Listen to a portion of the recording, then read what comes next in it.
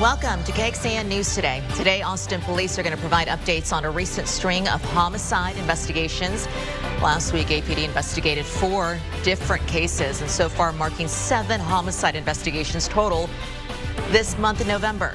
It comes as the department tries to commit to transparency through information sharing. Texas State University is getting a major boost to crack down on gun violence. Senator John Cornyn announcing more than $1.3 million in federal funding. The goal is to help stop school shootings on campuses with response training and violence prevention. This comes after Congress passed the bipartisan Safer Communities Act following the shooting in Uvalde. Today, the Longhorn Lights return at the University of Texas. It is the 2nd annual Holiday Light Show. It's free. It's along Guadalupe Street between 21st and 24th. The lights will run nightly from 5 to 10 at night until New Year's Day. Well, there is a new group in Austin working to hold the police department accountable. Good morning, everyone. I'm Sally Hernandez. And I'm Tom Miller. So yesterday, the Office of Police Oversight drew 11 random names from a pool of 31 eligible applicants. Members are going to serve on the next Community Police Review Commission. Prior to the Austin Police Oversight Act passing in 2023, this process was more rigorous and it had more input from the police department. Right now, it's looking very promising, and this is one of the biggest deliverables in implementing the Austin Police Oversight Act, and we're just very excited to finally be able to bring this out to the community. Moving forward, each of the selected commissioners will have to complete 20 hours of training in the next 70 days. The first meeting begins next year. The Austin Police Association says it welcomes accountability and asks for a fair system of doing so. In a statement to KXAN, the president of the police union said, quote, "One that collaborates with us and takes the perspective of officers who are asked to do an incredibly difficult job into account." Going in depth here, Austin police officers have worked without a long-term contract since March of 2023. The police union and the city came to an agreement this fall on a new 5-year contract. Council members approving it last month. That contract offers a 28% pay raise for officers over the next 5 years. Officers working the night shift will also get a stipend, and field training comes with more pay. And the contract also appears to allow the public to submit anonymous complaints and extends the statute of limitations on the discipline of an officer to 1 year. First warning weather with meteorologist Rich Siegel. Good Tuesday morning to you. Kristen has the day off. We opened the coffee shop this morning to show you that there is a definite chill in the air following the first of the 2 cold fronts that will be affecting our area. One came yesterday. One is coming very late tonight. Right now, a clear sky in Austin, 49 degrees. We have temperatures in the 40s and 50s this morning on this chilly start. Have a dry southwest to west wind across the area that will become northerly by late tonight. Dew point temperatures in the upper 30s at a few locations in the hill country. Mostly 40s for the rest of the area. So we've got some dry air, and that air is going to dry out even more when this next front arrives. Bus stop forecast, sunshine. When you drop your children off, temperatures will be in the upper 40s to low 50s. When you pick them up, we will have warmed all the way to the lower 80s. That's what the dry air does. It helps to keep temperatures warming sharply. So when another front arrives, it will feel like autumn tomorrow. We'll show you how cool it will be, and cold mornings ahead still to come. In first warning weather, Sally. Thank you so much, Rich. The Texas Department of Public Safety is being asked to identify and arrest members of the Chinese Communist Party in the United States. Governor Greg Abbott weighing in and issuing an executive order comes after the arrest of accused secret police officers of China operating in the U.S. The FBI releasing a statement reading, "China's government may target, threaten, intimidate, and harass U.S.-based individuals who question the legitimacy or authority of the Chinese Communist Party." For added context, last year a jury convicted 3 people in New York. The Department of Justice saying they targeted people on behalf of the Chinese government. And in the governor's order, he said there's believed to be an illicit Chinese government police station operating out of Houston. And in his executive order, he is asking DPS to, quote, assess the incidents where foreign governments extend their reach beyond their borders to intimidate Texans, end quote. To report suspicious activity, by the way, you need to call the FBI. There is a number that we have at the bottom of your screen, and we'll also put it on our website at KXAN.com, where you could visit iwatchtexas.org. President-elect Donald Trump is expected to be in Texas today. He's heading to Brownsville to watch the 6th SpaceX launch. Comes after SpaceX CEO Elon Musk pumped an estimated $200 million through his political action committee to help elect Trump. Starship has a 30-minute launch window. It starts at 4 o'clock this afternoon. House Ethics Committee meeting today on Wednesday as well to discuss its report on President-elect Trump's pick for Attorney General, and that is Matt Gaetz. That's according to a source familiar with the meeting. The committee was previously scheduled to discuss the report on Friday, but postponed the meeting after Gaetz resigned from the House. Trump announcing he picked the former Florida representative for AG just hours before that resignation by Gaetz. Lawmakers in both parties are calling to see the results of a House ethics investigation into allegations of sexual assault and misconduct and drug use. But this is all something that Gaetz says never happened. I believe the Senate should have access to that. Now, should it be released to the public or not? That's I guess that will be part of the negotiations. Speaker Mike Johnson is opposed to the release of the Gaetz ethics report, saying, quote, he would strongly request the panel not to make it public due to the fact that he is now a former member of Congress. There's also an effort in Washington to ban transgender women from female bathrooms at the Capitol building. House Republican Nancy Mace introducing a resolution yesterday. It's weeks before Democratic Representative Sarah McBride is set to become the first out transgender member of Congress. This measure would prohibit any lawmakers and House employees from using same-sex facilities other than those corresponding to their biological sex. If passed, the measure would not require passage by the Senate or a signature from the president. Good morning. This is a live look outside from Dripping Springs early on this Tuesday. Happy to have you with us here on KXAN News Today. Want to get to your news. And it's been 25 years since a bonfire collapse at Texas A&M killed 12 people. Several people gathered yesterday to remember those lives lost, and more than 24 others were injured when that bonfire collapsed. Those taking part in the commemoration met at 2:42 a.m. The time the 60-foot stack of about 5,000 logs toppled over back on November 18th, 1999. Former Texas Governor Rick Perry was in office at the time, and he shared this reflection. That event was so powerful, so overwhelming, that we saw our great rival really understand that, what's important is coming together in a time of tragedy like that. And I'll never forget that. Earlier this year, a special committee tried to bring the bonfire back in an official capacity to the university, but the school decided against the idea after the public weighed in. Good morning. This is a live look over downtown Austin on this Tuesday morning. It is a chilly start. We have Rich Siegel here. He's going to dive into what's going on with our weather in just a bit. First, though, we want to shine a light on stories of inspiring women here in Central Texas. So, with that in mind, we want to know about a remarkable woman in your life. One of my favorite times of the year. You can go to KXAN.com and nominate who you would like to be from your community. The local winner is going to travel to Los Angeles, where 125 women from around the country will be honored. The national winner will win $25,000 that will go to their nonprofit of choice. And we're taking nominations until December 20th. And a gift for pop fans out there this holiday season. Houston native and superstar Beyonce set to perform at halftime on Christmas Day. Netflix is streaming the Houston Texans, versus Baltimore Ravens game on Christmas Day. Beyonce expected to perform songs from her latest album, Cowboy Carter. Some special guests from that album possibly appearing, is what we're being told.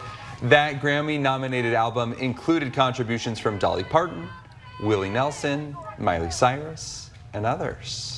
Whoa, there's going to be a game during a concert. So much fun. Game during a concert. I like that. That's the way. That's like I don't know if you've ever heard this term. Like I went to a fight and a hockey game broke out.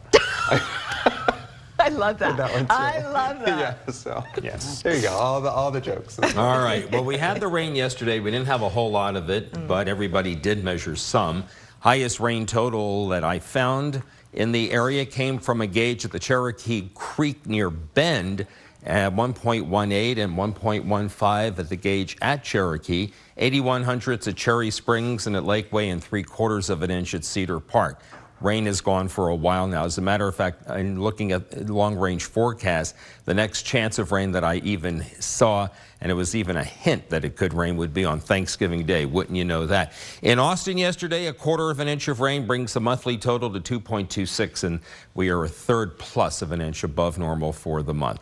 A live weather condition from the Austonian in downtown. Look at that temperature, 49 degrees. That Pacific front that came through yesterday really gave us a chill for this morning. However, the dry air that we have is going to warm rapidly. We'll get into the highs in just a moment. Yesterday, once that front did pass and the sun came out, and that southwest to west wind, which is a dry and warming wind, we did get to 79 yesterday, that 8 degrees above normal. Today, we'll climb into the mid and upper 70s by noon. On our way to most high temperatures today, I think we'll average about 82 to 86. But then the autumn air arrives, and we'll show you temperatures for tomorrow will be mostly in the mid to upper 60s. It will be the only day that we have coming up that we'll actually find a high temperature below normal. All right, so it's a really tranquil weather pattern that we have going into the evening. We see a clear sky. Here comes the front. It arrives across the area sometime very late tonight, between, let's just say, 10 o'clock tonight and 2 o'clock tomorrow morning. And all it does is reinforce the dry air that is already in place, which means that the dew points tomorrow will be lower than they are today. And Thursday will be no different. Winds are going to come out of the northwest through most of the day, and then watch as the winds do shift overnight. We'll find more of a north wind as we get into late tonight through tomorrow. Wind gusts of about 20 to 25 will be possible across the area today. And we are still set up for that cold morning on Thursday. We've been talking about this for the last several days. Most lows on Thursday morning will be in the mid to upper 30s. Remember, it's the second morning after a cold front of Canadian origin that we have our coldest temperatures. And so we see a few at 34 out of the Western Hill Country. We may have in that part of our state some lows that get below freezing. And I won't be surprised if we have a couple that make the upper 20s. From the First Warning Weather Center, a northwest wind today at 5 to 10 with higher gusts. Sunny and a high of 84. In the morning, a low of 48. Sunny Wednesday, 69 for the high. We're in the 70s on Thursday, Friday, and Saturday, and the 80s on Sunday and Monday. Thank you, Rich. Nearly 500,000 Texans are living with dementia right now, and research shows that number could triple in the next 25 years. Behind these numbers, deeply personal stories and some struggles. And that's why some Texas leaders want to put the Lone Star State in the forefront when it comes to research and to help patients and their families. KXAN's Grace Reader breaks down a new push from the Texas Lieutenant Governor Dan Patrick.